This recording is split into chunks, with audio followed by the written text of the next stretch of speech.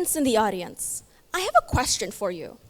When you text your child, have you noticed that they rarely use punctuation in their sentences? When they text you, they don't say, hey, comma, mom, full stop. They just say, hey, mom, no punctuation, nothing. I admit that I'm guilty of this phenomenon too. But have you ever wondered why this is? The answer is more obvious but more complex than you may think. And that answer is social media. Social media has changed the way we communicate. According to Investopedia.com, social media is any type of technology that shares ideas and information. This can include popular apps like YouTube, Instagram, TikTok, Twitter, now known as X, and Facebook.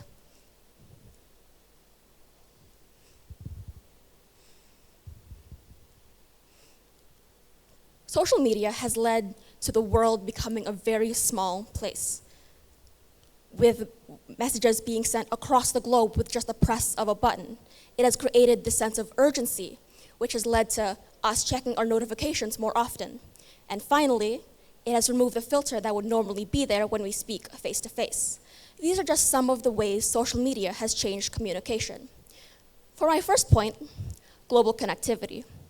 According to autopie.io, global connectivity is how connected different regions of the world are.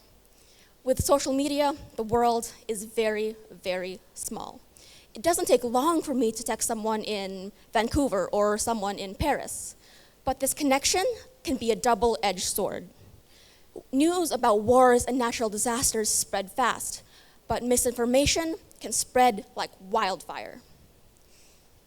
One of the first events where social media and global connectivity came into play was the Arab Spring event in the 2010s. The uprising first began when a vegetable seller by the name of Mohammed Bouazizi set himself on fire as a form of protest against police harassment. His actions led to a series of events that changed the Arab world.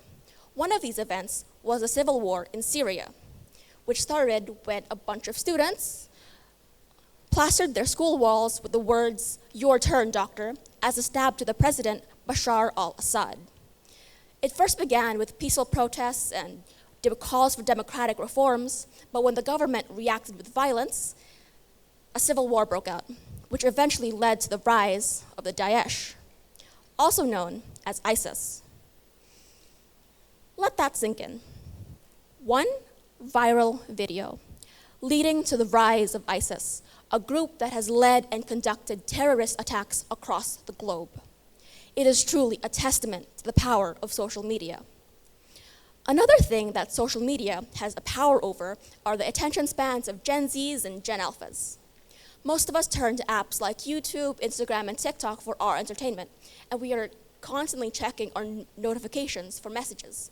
This is because social media has created this sense of urgency. Instagram stories and Snapchat stories only last for 24 hours, and the average TikTok trend only lasts for a few weeks, maybe a month if you're lucky.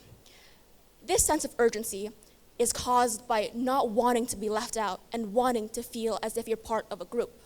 Teenagers nowadays make TikToks together as a form of bonding. They might dance or lip sync to a song together. However, if you don't keep up with the trends, you might be a bit confused as to why your friends are dancing to a song about sweat. Another thing that social media has changed is the length of our words. A lot of us have started to shorten our words to be more effective because it increases user interaction and sharing. Have you ever heard the term chronically online?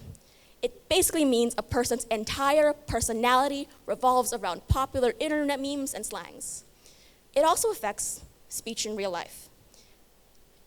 When these people talk, they often don't talk in correct grammar, and they often use slang to express themselves, which can get a bit annoying when used too often. Some examples of this word shortening phenomenon are words such as sus, slay, and riz. These words are generally understood by Gen Zs, but it might confuse those who were born earlier in life. And finally, my last point, filters. When most people hear the word filter, they often think of a funny photo effect that gives them dog ears or rainbow vomit.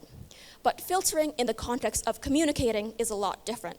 According to lumenlearning.org, filtering in the context of communicating is when you withhold information to manage a person's reactions. Everyone holds back things when they're speaking to someone face to face. For example, you won't go up to your friend and tell her, "The pimple on your nose is really obvious." It's rude and there are repercussions. But online, it's different. Being online means being anonymous, and the anonymity can be abused by a lot of people. I was bullied when I was younger. It wasn't really a pleasant experience, but at least I could look my bully straight in the eyes and tell him that he shouldn't bully me. But cyberbullying is a different experience. Cyberbullying is defined as using technology to harass, harm, threaten, and embarrass someone. It's not really a pleasant experience, and a lot of people have suffered from it. I would like to introduce you to Megan Meier. Do you know who she is? Megan Meier is one of the first victims of cyberbullying. According to Megan Meier Foundation, she committed suicide after she was being cyberbullied on MySpace. She already had issues with her body and her self-esteem, but when her crush, Josh Evans, started to harass her. He called her slurs and made rumors about her, saying that she was a mean friend. Then, 3 weeks before her 14th birthday, she hung herself in her closet after she was told that the world would be a better place without her. It was later found out that her crush never existed. He was made by the parents of Megan's former friends to hurt Megan. Imagine how devastated her parents felt. Social media has a lot of benefits, but its consequences cannot be denied. It has a much darker side. Global connectivity is a blessing to many of us, but feeling like we must always keep up with the trends and having no respect for others online really shows us the consequences of it. Social media has changed. Maybe for the better, maybe for the worse, I don't really know. And with that, I leave you with these words by David Alston. Social media is not a media. The key is to listen, engage, and build relationships. Thank you.